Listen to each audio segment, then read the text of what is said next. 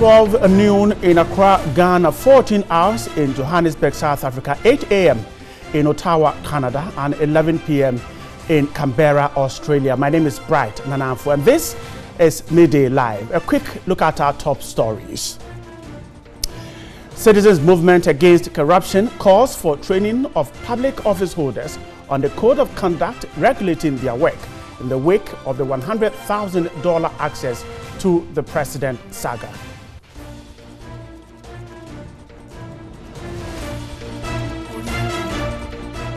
Food and Drugs Authority cautions public to be mindful of food items purchased on the market during the festive season. On the international front, Catalonia's ousted separatist leader Charles Puigdemont declares Spanish state has been defeated in a snap regional election.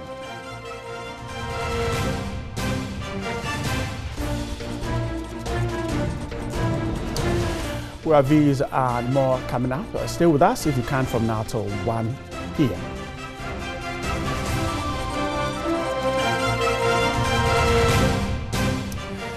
Thanks so much for joining us. Now to our first story. The Kwame Nkrumah interchange area in Accra has become a hub for commercial sex workers 2 years after the AMA demolished more than 1,000 brothels. In the following report, Stanley Bleu takes us to what these young ladies and women do at the interchange. The precinct of the Kwame Nkrumah interchange is one of the busiest commercial places of Accra, Ghana's capital. Illegal activities including duping, drug merchandising and soliciting for sex are common. These activities are fueled by a slum, popularly inhabited by some commercial sex workers and suspected robbers. This area is not new to city authorities. The Accra Metropolitan Assembly demolished structures harboring these commercial sex workers and alleged robbers after the June 3, 2015 fire and flood disasters that claimed more than 150 lives.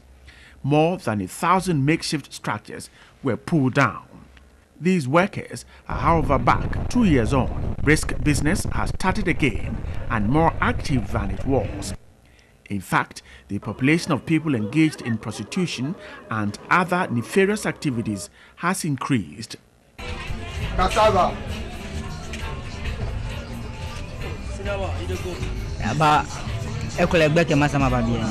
Dominating what goes on here are young girls and women selling their bodies. For 6 months, the investigative team spent time with these young girls and women, and the activities are numerous. Our accounts indicate there are more than 1,500 scattered structures used as brothels.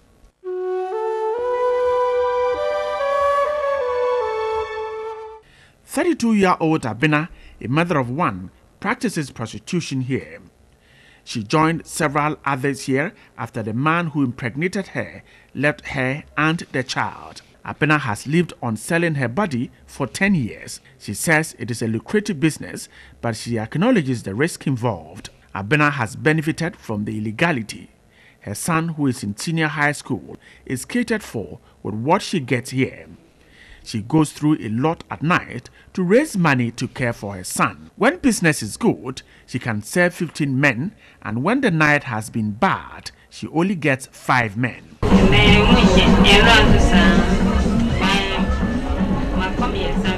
There are rules for patrons. Every bout or round of sex is termed short when the patron or the man is not spending the night with the woman. The duration of this short period of sex, though called short, depends on when the man ejaculates. So a short option can last as long as the man has not ejaculated. And for all that, the charge here is 10 cedis with the use of condom. But for 34-year-old Felicia, she charges 150 cedis and a minimum of 30 cedis. She told us she charges depend on the styles the customer requests.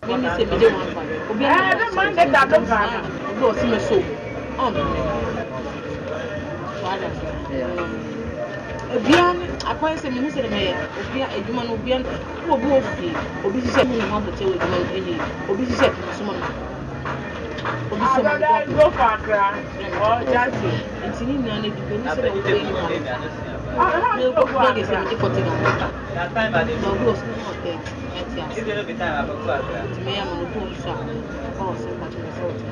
She says her vibrant sex skills in bed has attracted customers from Kaswa and other places who sometimes book for her service in advance.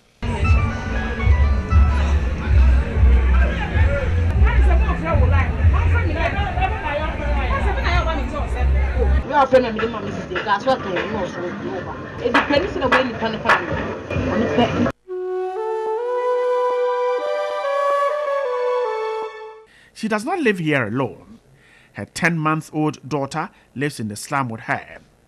The baby is given to a lady in the slum who receives payment for babysitting until the mother has finished serving her clients. The baby is then brought back to her to be fed. Mommy is 18 years old and hails from Old Tafo in the Ashanti region. Mommy is already 5 years into the commercial sex working business. She smokes, in fact a chain smoker, and drinks alcohol as well. Mommy told us more about what they do at the brothel.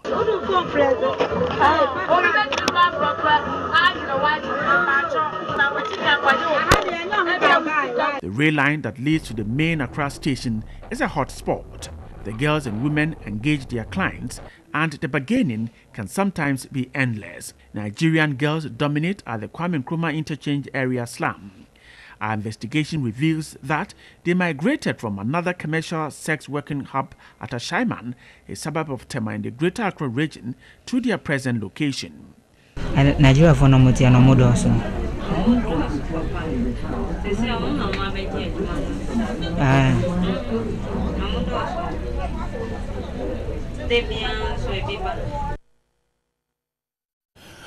Stanley Blewu spent about 6 months to put that together. There was still staying on this same issue, the street sex at the Nkrumah Circle interchange area. The Accra Metro Chief Executive Mohammed Ejei-Sowa says the Assembly is liaising with the Ministry for Railways Development to clear the squatters along the rail lines. A couple of months ago, our rapid response team was they were deployed to the area to pull down the illegal structures on the railway, and then, but according to your report, they've come back, and indeed we have noticed it. But a little background of what is happening there. We at the Accra Metropolitan Assembly have expressed concern to the Ghana Railway Authority for sometimes leasing out some of the plots of land along the railway line to people to build. There's a case in point that we are battling in court with some people that will pull their structures down because they've taken us to court that Ghana Railway Authority had given them a license because that land belongs to them. But technically, their case may not fly because if you want to build, you need a permit from the Accra Metropolitan Assembly. But be it as it may, these are things that we shouldn't allow. Fortunately, the Ghana Railway Authority, with the Minister for Railway Authority, had given me an assurance that early January, once we do the demolition, they are prepared and willing to be able to protect the land also over there.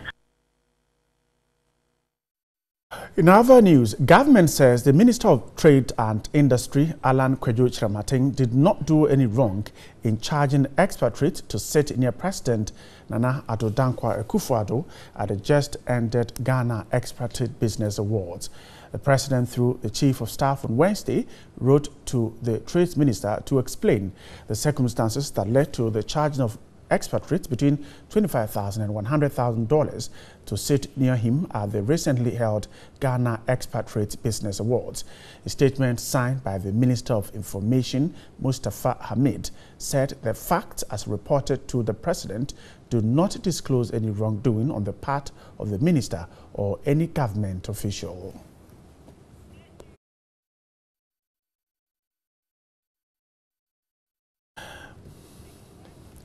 Meanwhile, the Trade Minister, in a statement, disclosed that following the event, the ministry, in collaboration with the event organizers, have audited the account for the event. The statement added that an amount of 2,667,215 cedis was raised against an expenditure of 2,367,426.6 pesos.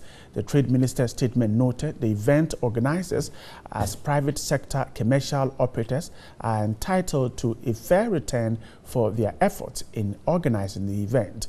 According to the statement, neither the President nor any official of the presidency, directly or indirectly or even remotely, was connected with the said event.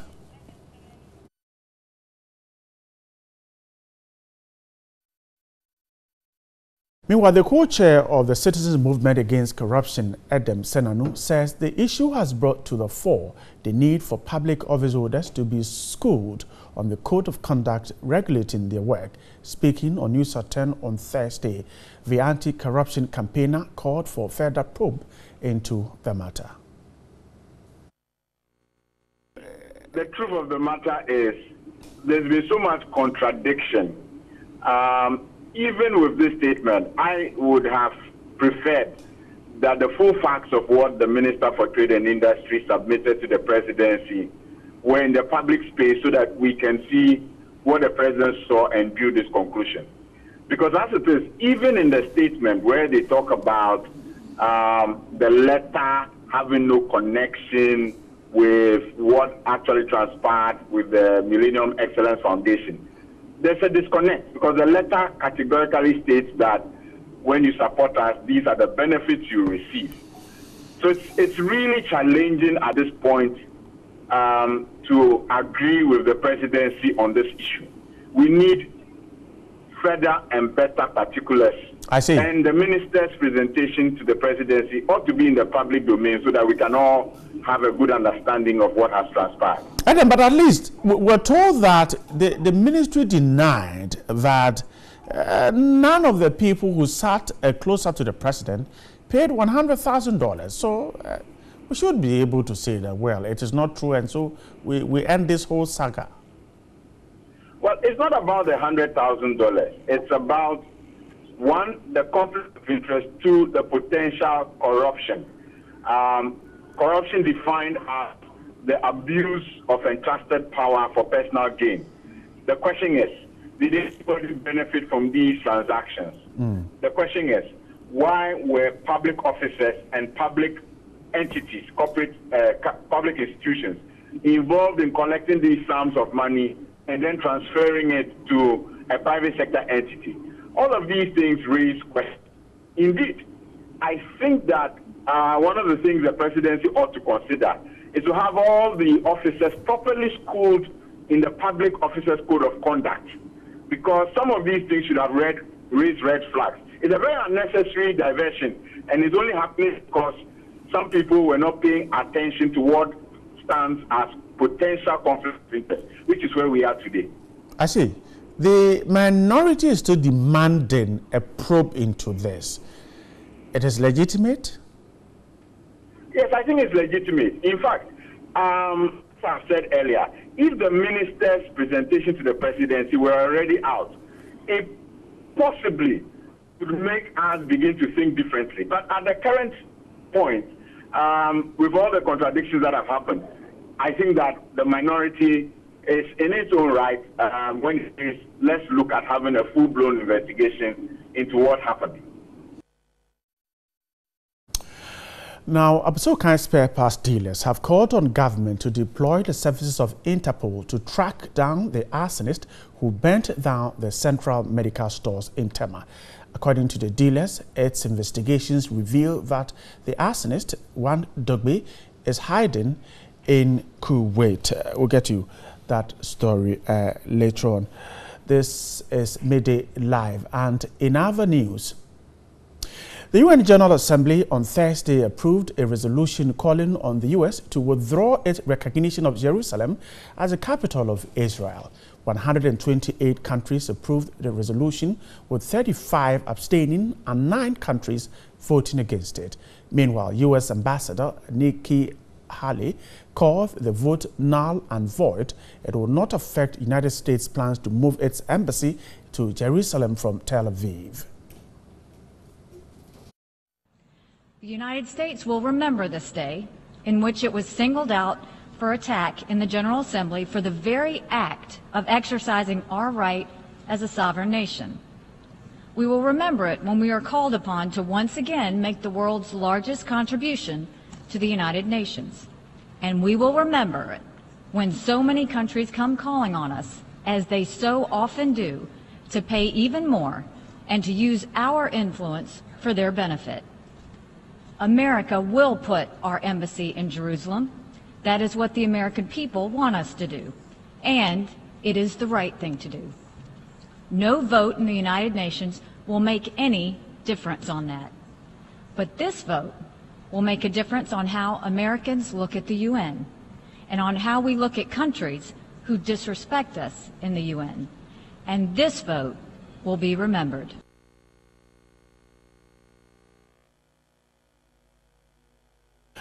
Let's go back to our earlier story on the spare parts dealers at Abossey here who are asking government to use Interpol to arrest the alleged arsonist in the Central Medical Stores fire. The group is insisting that the man at the center of a whole debacle could be hiding in Kuwait.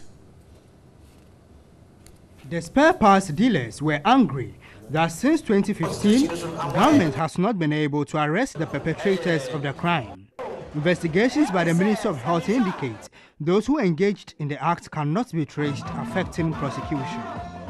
But the spare parts dealers indicate that their investigations have shown that one of those implicated is hiding in Kuwait. The General Secretary of the Spare Parts Dealers Association, Clement Boateng, asked government to deploy the services of Interpol to track him down. We have Interpol, so if they want to bring him down from wherever he is, the Interpol is there for them to use to bring this guy down to come and face prosecution. So as far as they've not been able to bring this guy down, then I would say the authorities are not doing as good.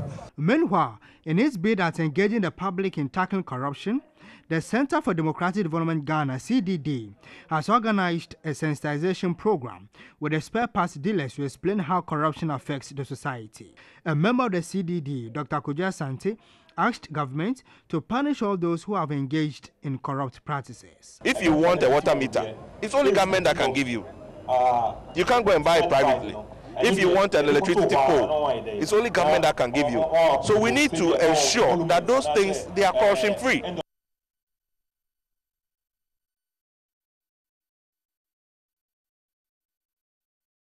Let's go back to the issue of the U.S.'s recognition of Jerusalem as the capital of Israel. Ghana and dozens of African countries on Thursday voted against the U.S. President Donald Trump's decision to recognize Jerusalem as the capital of Israel. Let's take you through the other African countries which, despite threat of aid cut from President Trump, voted against the U.S. position. And those African countries were told voted against. That's Togo did that, and you can see those who abstained from voting. Togo voted against it, but Benin, Cameroon, Equatorial Guinea, Lesotho, Malawi, Rwanda, South Africa, and Uganda voted or abstained from voting. Those are the countries. Now, those on your screens are those who voted in favor: Ghana, Ivory Coast, Congo, Algeria, Angola, Botswana, Ethiopia, Burkina Faso, Cape Verde, Chad, DR Congo, Djibouti, Egypt, Guinea-Bissau, Eritrea, Gabon, Gambia, Guinea, Kenya, Libya, and Mali voted in favor of the resolution. Now you can see those Liberia, Mauritania, Mozambique, Seychelles, South Africa, Tunisia, Zimbabwe, Mauritius, Morocco, Nigeria, Sierra Leone, Swaziland, Tanzania, Somalia, Namibia, Niger, Senegal, and Sudan, all of them voting in favor of that resolution.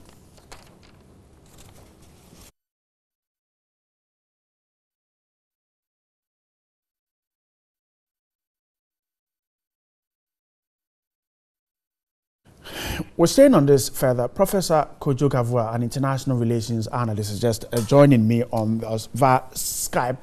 Good afternoon, sir. I'm grateful for your time with us. Good afternoon. So let's begin from here. This pattern of voting by these African countries, what do you make of it? Well, it's what I make of it. It's a democratic process. Every nation has its right to vote for or against the UN resolution. And there are some countries that have chosen to abstain, others voted against, and some voted for. It is their fundamental right. So there's nothing wrong with that. I see. But sometimes the so-called Big Brother is able to use certain things to push us to act in a way that we would not have acted if we were taking decisions freely. You think that these countries could have done otherwise? Well, Big Brother, you see, we are also growing. Ghana, Ghana in particular, it's 60 years and more. And so where shall we be following all the time other people to take care of us? The point is this. The United States of America, it's one country within the international community of states. It has taken a unilateral decision against the UN resolution, recognizing Jerusalem as the capital of Israel. The United Nations has taken this as a matter of concern, and there's been a resolution. And there are some African countries, many African countries, fortunately, saying no, we shall not be intimidated, we shall not be bullied. So we are voting for this resolution. And I think it is a good news for Africa. I see. That we are no longer being bullied by one nation. Can we, or do we have to be dependent all the time on one country in the world, whether it is a superpower, economically or militarily? I don't think so. So the threat of the cut in aid and the fact that the U.S. has said it will go ahead, you think it is capable of doing that? And will there be effect on these African countries? Well, capable of doing that, that depends entirely on the United States of America and its administrative institutions. If they decide to carry it through, it is their right to do so. But the point is this. It is not the United States of America, but a regime. And the regimes come and go. There were some regimes in the United States that looked favorable to African nations, irrespective of how African nations voted. Today, we have a regime that appears to be hostile. You have to follow me or you follow the highway. Fine, that regime will change. For now, whatever the situation will be, the fact remains in the international system that the United States is not the only nation that offers aid. It is a competitive world. And we cannot be looking up to the United States and be afraid because they are going to cut aid from us. And for that matter, we should follow them against our will. I believe the government of Ghana took into consideration all matters that could bear on us before deciding to vote for this resolution. And we must be proud as a people that for once we have stood our ground. Prof, I'm grateful for your time. Professor Kojo Gavua is an international relations analyst there talking to me on this issue. This is Midday Live. Our top story this afternoon, Citizens Movement Against Corruption calls for training of public office holders on the code of conduct regulating their work. We're stepping on the brakes. There's more, but we'll come back.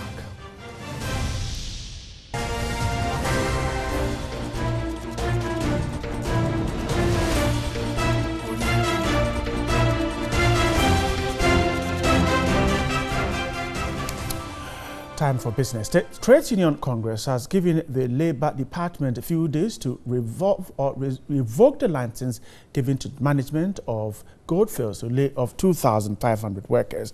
According to the Trades Union Congress, any delay by the Labour Department, which is under the Ministry of Employment and Labour Relations, would incur their wrath. Took a decision at its just ended General Council meeting in Accra. Top on the agenda of the meeting was Goldfields' decision to lay off 2,500 workers. Council members asked the leadership of TUC to plan a series of industrial actions to prevent management of Goldfields from laying off workers. Currently, workers at the Goldfields mine at Takwa and Daman are apprehensive they would be laid off. But their General Secretary, Prince William Ankra, has assured of preventing the layoff. Our members are not happy. Obviously, we can imagine their whole frame of mind doing a Eurotide, but we'll be there in the course of next week. We're going to hit the ground run, have a rally with them, double assure them that ourselves and TUC will work together to make sure that nobody toil with their plight. Already, in 2016, Goldfields signed agreement with government not to lay off workers. In the agreement, government agreed and offered $35 million cut in taxes for them. A year on, management of Goldfields has made a U-turn to lay off the workers. But the General Secretary, Prince William Ankra, has asked government to review the tax concessions. These multinationals take our nation for granted in terms of some of the very concessions that they get in respect of capital allowances to enable them really replace fleet as and when they get aged.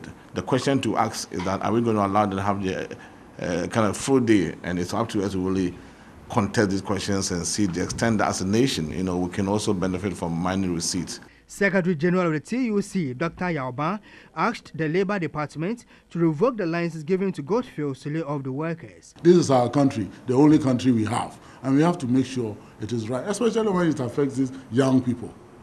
We have responsibility, and I hope that the ministry will reason with us, the Chief Labour Officer will reason with us to do the right thing. So Goldfields to allow voluntary redundancy. It must be done in a civilized manner so that everybody goes home, happy. Even if not happy, at least satisfied that we did the best we can. But to unilaterally declare 1,700 workers, now over 2,000, is simply not acceptable. Meanwhile, the Industrial and Labour Court has set January 10 to rule on the matter brought before it by Ghana Mine Workers Union to place injunction on the layoffs. In other business news, the Food and Drugs Authority is cautioning the public to be mindful of food items purchased on the market during the festive season. Chief Regulatory Officer and Head of Food Enforcement Department, Maria Abba Lovelace Johnson, in an interview said they would act firmly to protect the health and safety of Ghanaians. Some retailers and importers sell unwholesome products to the unsuspecting consumers during the festive season, causing serious health problems. Some of them are sold at highly discounted prices, whilst others are running a buy one, get one free promotion. Speaking in an interview with TV3, Chief Regulatory Officer and Head of Food Enforcement Department at the Food and Drugs Authority, Maria Abba Lovelace Johnson, said any breach of the Public Health Act would not be tolerated. The warning comes amidst the usually high patronage of goods during the festive season. She urged consumers to take the trouble to look at the labels and expiry dates on all products before buying them. We are expecting that the public will help us to, food safety is a collective responsibility. We expect the general public to give us some information whenever they hear that some people are engaged in some unscrupulous activities and all that. And also consumers are supposed to read the labels of the products they buy. So some of the structures that the FDA has put in is the intensification of the market surveillance. She called for an end to the practice where goods were displayed in the open and exposed excessively to heat from the sun. She further indicated that the FDA is committed to sanitizing the market by getting rid of all unwholesome food items as Christmas approaches. We have intensified our public education, more consumer education. If there is a product being sold at half the price or a third of the original price, what you have to think of is, why is someone selling it at such a price? It means that it's getting close to the expiry or the best before date.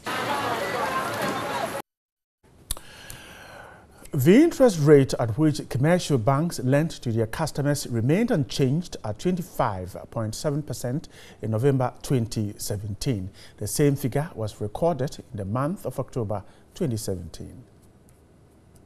Rate is the lowest rate at which a bank would lend to its customers. According to the Bank of Ghana's annual percentage rate, APR, and average interest AI report, the Royal Bank tops with its base rate at 35.5%. This is, however, a reduction from the previous recorded 35.7%. At the second position is Unibank with 34.9% base rate. Premium Bank occupies the third position with a base rate of 33.7%. The fourth and fifth positions are occupied by Sovereign Bank and Omni Bank. The base rates are 33% and 32.4% respectively. The 24th and 25th positions are Societe Generale and Barclays Bank with base rates of 21.2%, 18.9% and 18.1%. Also with 18 and 16.2%, and Stanbic Bank with the 26th and 27th positions. The 28th position is occupied by Bank of Baroda with a base rate of 15.8%. In all, 31 banks were surveyed by the Bank of Ghana. And that's it for business.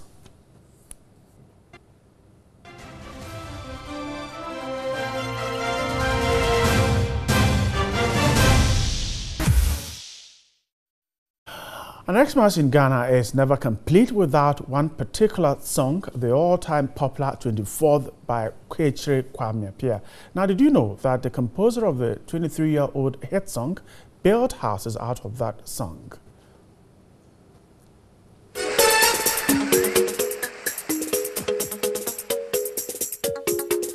All too soon, the Xmas fever is all over the place. And talking about Xmas, there are a lot of songs that are going to be getting airplay. But there's this particular song that resonates with Ghanaians.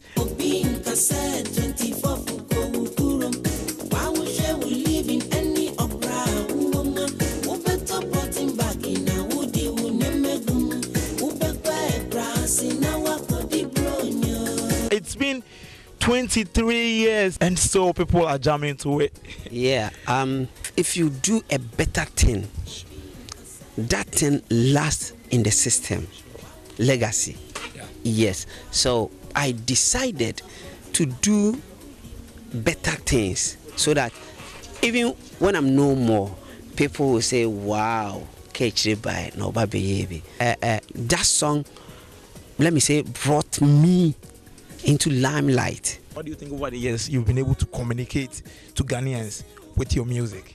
I sat down and said, okay, Obin Kase 24 Kukrum, wow, we live in any obra, better politin back.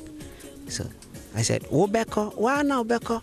Me say Obeko, Adentina Unkro, or Branumaya dear Mounty, why now Beko, Utu Kwanache, Nansu Yawundi Tuamu. You've been in somebody's town or country for so long, and what you are doing there is not helping you. Why don't you go back to your country? Your mom is there, your dad is still alive. Even if you don't have money to buy a Kolak, just buy 24 polythene bag and go to your village. People will help you. Don't stay there and die. I've been meeting so many people in abroad, and they said, hey, Kwame, with 24 for no, Nami wa Nigeria, and I didn't buy you, Nami wa Cote d'Ivoire. You know, that song, that track did very well. So I always thank God that He has given me something that even when I'm no more, people will use that thing to remember me. Oh, Kwechire, you know, every 24th, you remember Kwechire. You know that at a point, that polythene bag, people people started calling it 24th. Even up till now, those people, when the music came to meet them, they still call it 24th. I made mention, say, Obeto Politin bag, and I would the Oniamagu, Obeko Crass, and Alcodi Brunya. That I think that is the reason why they call it 24th, because I remember 2nd January, that was 1995. It was in the news, and there was a lady saying that, oh, and you told me polity bag pa. Oh, they say me polity bag crano. Obiaba or see up 24th. A creative job. Some people, in the system. So it's all good, and glory be to God. Those days they used to buy cassettes, but nowadays they don't buy it. Even CD, they don't buy it. I quite remember when 24th came out, we sold about 47,500 cassettes in a day. Yes. In a day. A day. What did that hit song give Ketu Kwame Appiah 24th? What did that breakthrough song give you looking back? I had so many things in that music 24th. I had about 3 houses. The big house that I'm living in right now in Accra here, it's because of 24th. Couple of land, cars, through 24th that I've got all these things.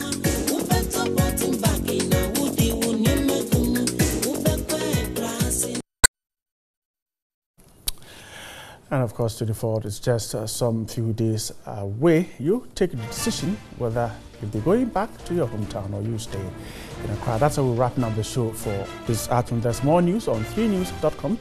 My name is Bright Amanfo. Isaac Ameko put the whole show together. Have a good afternoon and see you right here on TV3.